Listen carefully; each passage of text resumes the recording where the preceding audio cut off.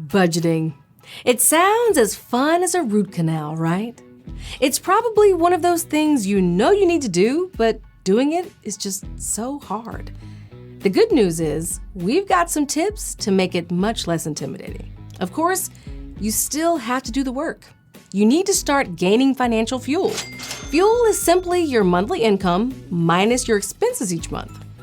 You'll need fuel to meet any financial goal. Building an emergency fund? You need fuel. Saving for retirement? You need fuel. Paying off debt? Yep, you guessed it, you need fuel. You can create fuel every single month by paying attention to just 4 key areas of your budget. Let's take a look.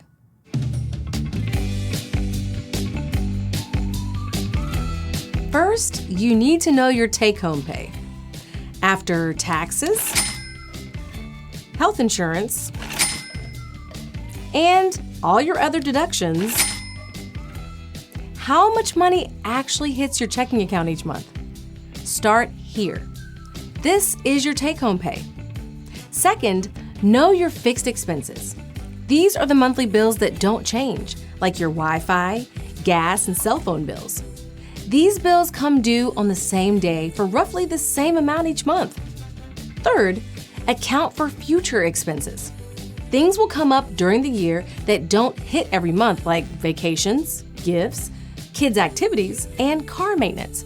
So you'll want to have some money set aside. Fourth, estimate your flexible expenses. Here's the beauty of this budget. This is the only number you need to pay attention to. Once you know how much money you can spend after your fixed and future expenses, you only need to keep track of one number, your flexible expense total.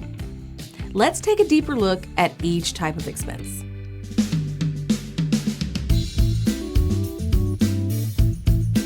Think of your fixed expenses as money that you've committed to go out the door each month. You've got a contract in place, or a credit card with minimum payments, or maybe a car loan. You have to pay these expenses each month because there will be consequences if you don't. Here are some other examples of fixed expenses: mortgage or rent, utilities, cell phone, your Netflix and Spotify subscriptions, monthly daycare costs, and medical prescriptions.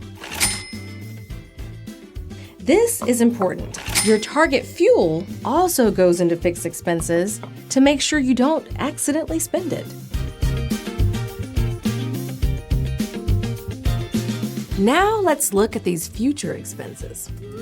No, we're not going to need that. These expenses come up at different intervals throughout the year. You'll need to know how much to spend on these in the future so that when they hit, you'll know what you need in your bank account instead of having to reach for your credit card. To estimate these expenses, divide your future annual spending into 3 buckets: non-monthly, maintenance, and luxury. Let's take a look at each one of them. If an expense comes up every 2 months, 3 months, 6 months, or every year, it's a non-monthly expense. Here are some examples: quarterly vet visits, annual credit card fees, car insurance, property taxes, and homeowners association dues, if that's not part of your monthly mortgage payment. The home you own and the car you drive will need some TLC. If you know which car and home expenses will occur each year, put them into maintenance.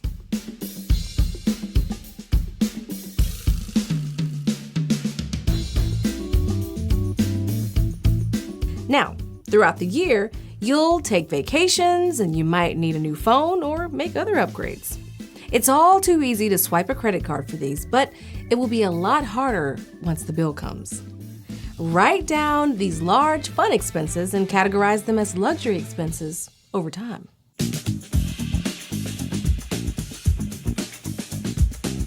Finally, we have flexible expenses. Some of these expenses show up every month and some don't.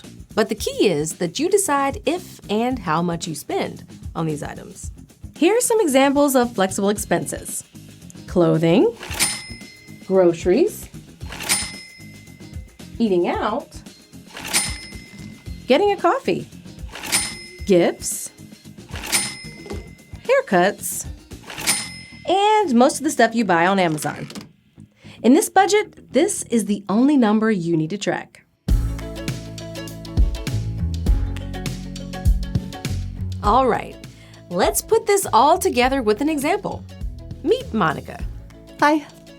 Let's say Monica's take-home pay is $4,000 a month. Her fixed expenses, including her fuel, are $2,000 a month. Nice. Her future expenses over the next 12 months are $2,400, so she needs to set aside $200 a month. Got it.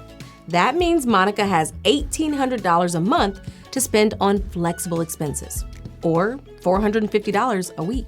Okay, so as long as I don't spend more than $1,800 a month on these type of expenses, I'm in good shape. That's right. Your fuel will drive your progress. And the best part is that you don't have to track 50 different types of expenses. Try it out for a couple of months and see how it goes. Will do. Remember, the ultimate goal of budgeting is spending awareness and positive financial fuel. Happy budgeting!